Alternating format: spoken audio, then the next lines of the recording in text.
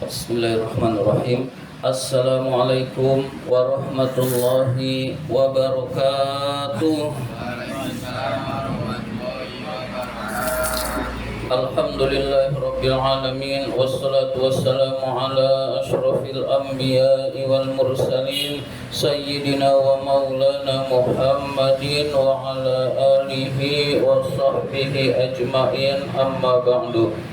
Pertama dan yang paling utama, puji syukur marilah senantiasa kita panjatkan kehadirat Allah Subhanahu wa Ta'ala atas limpahan nikmat-nikmatnya yang diberikan kepada kita semua. Antara lain kita masih tetap diberi nikmat iman, nikmat Islam, nikmat kesehatan, dan nikmat panjang umur, sehingga kita dapat melaksanakan perintahnya, yaitu sholat maghrib berjamaah dan dilanjutkan dengan menuntut ilmu di jalan Allah. Salawat dan salam semoga Allah limpahkan pada junjungan kita baginda Nabi besar Muhammad sallallahu alaihi wasallam beserta para keluarganya, para sahabatnya, dan kepada kita sebagai pengikut ajarannya. Marilah kita awali taklim kita dengan membaca surat Al-Fatihah. Mudah-mudahan kita semua mendapatkan ilmu yang bermanfaat, diberikan kesehatan oleh Allah Subhanahu wa Ta'ala, diberikan rezeki yang banyak, yang halal dan yang berkah, serta dimudahkan urusan-urusan kita. Ala hadhihi niyah wa ala kulli niyatin salihah wa ila hadratin Nabiy Mustafa Rasulullah sallallahu alaihi wasallam wa ila muallifi hadzal kitab Asy-Syaikh Imam Barakatil Anam Abdullah Ba'lawi Al-Haddad rahimahullah, nafa'anallahu bihi wa bi ulumihi fid dharain amin. Al-Fatihah. A'udzu billahi minasy syaithanir rajim. Bismillahirrahmanirrahim. Alhamdulillahi rabbil alamin. Ar-Rahmanir Rahim. Maliki yaumiddin. Iyyaka na'budu wa iyyaka nasta'in. Ihdinas siratal mustaqim.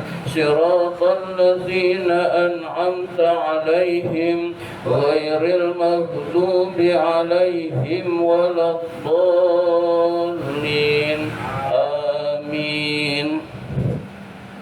Marilah kita lanjutkan taklim kita, pembahasan kitab An-Nasaihud Diniyah.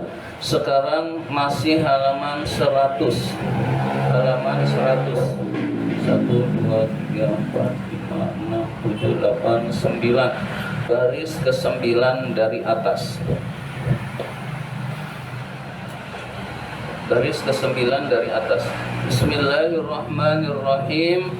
Wa min a'zami amradil qulubi, di antara yang termasuk paling besarnya penyakit hati, wasifatiha, dan sifat hati, al-muhlikati, yang merusak, al-kibru, adalah sombong. Jadi penyakit hati yang harus kita jauhi adalah sifat sombong. Jadi kita harus membersihkan hati kita dari kotoran-kotoran, dari penyakit-penyakit hati. Penyakit hati yang paling utama yang kemarin adalah keraguan kepada Allah, keraguan kepada Rasulullah sallallahu alaihi wasallam. Tidak boleh ada keraguan kepada Allah, tidak boleh ada keraguan kepada Rasulullah sallallahu alaihi wasallam. Dan yang kedua adalah yang harus kita jauhi dari hati kita adalah sifat sombong. Apa itu sombong? Meremehkan orang lain, menolak kebenaran, merasa paling benar, merasa paling hebat. Itu disebut dengan sombong. Ada orang yang punya ilmu, diberi oleh Allah nikmat ilmu, dia sombong, merasa dirinya hebat, orang lain di bawahnya. Nah, itu namanya sombong karena ilmu.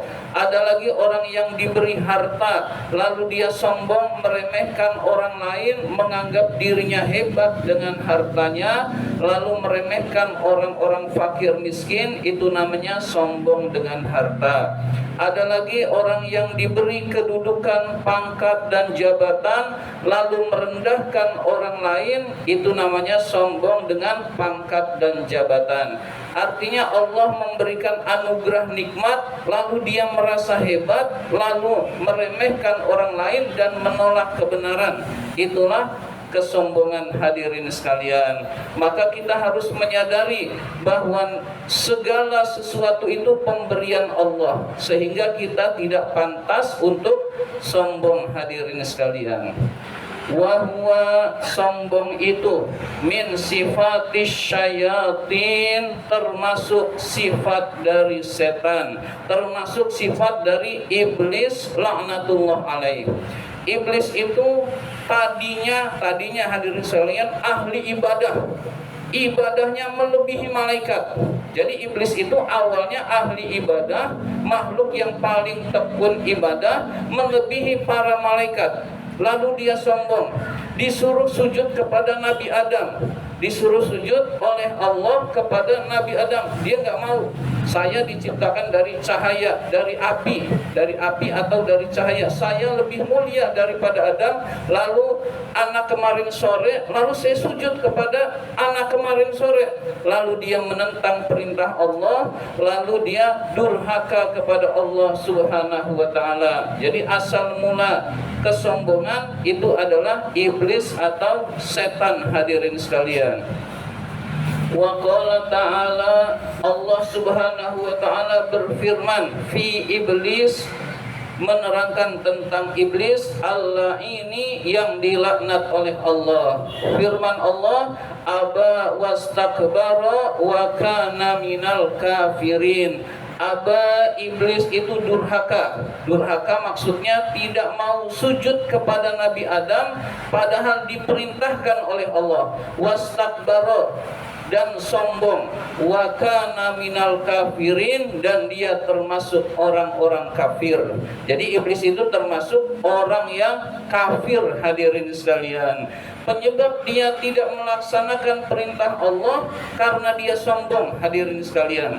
Maka kesombongan itu harus kita jauhi.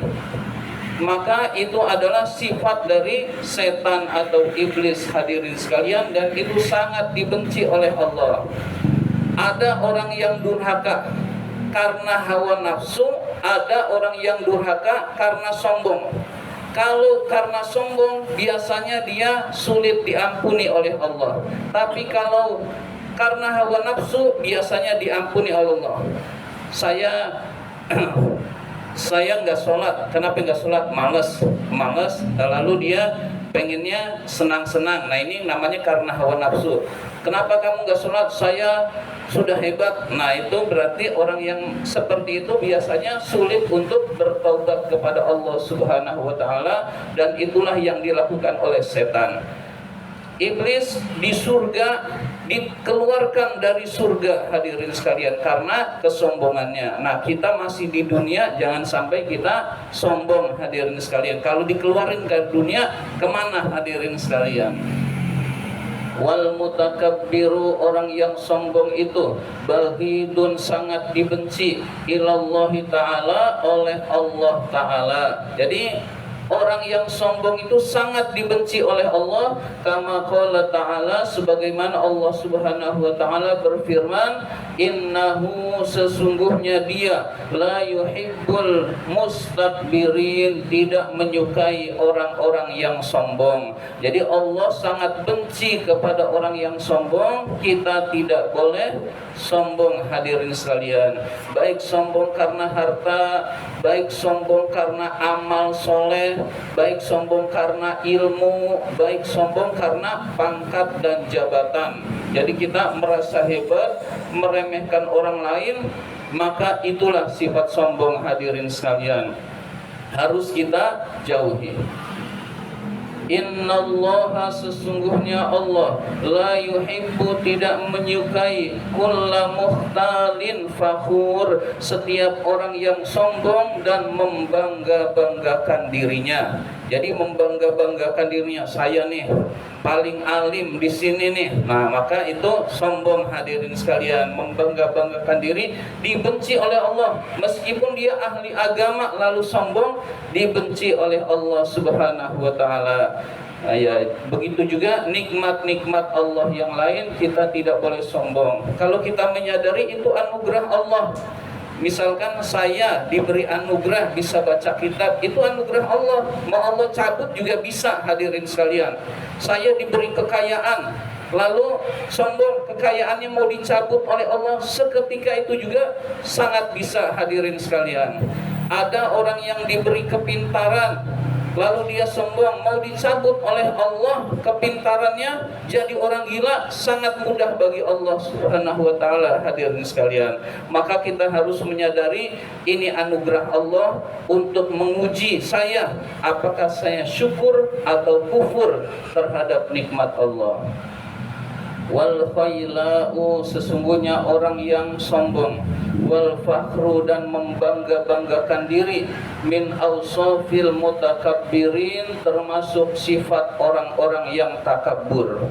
Wal mutakabbiru, orang yang takabur atau sombong, muta'arridun, adalah orang yang akan disiksa oleh Allah. Li ayat ba'allahu, Allah telah mengecap ala qalbihi, di dalam hatinya. Jadi di dalam hatinya distempel atau dicap oleh Allah, ini orang sombong. Kama qala ta'ala, sebagaimana Allah Subhanahu wa taala berfirman, kadzalika yatba'ullahu ala kulli qalbin mutakabbirin jabbar. Demikianlah Allah telah mengecap, menstempel hatinya pada setiap hati orang yang sombong dan orang yang membangga-banggakan diri.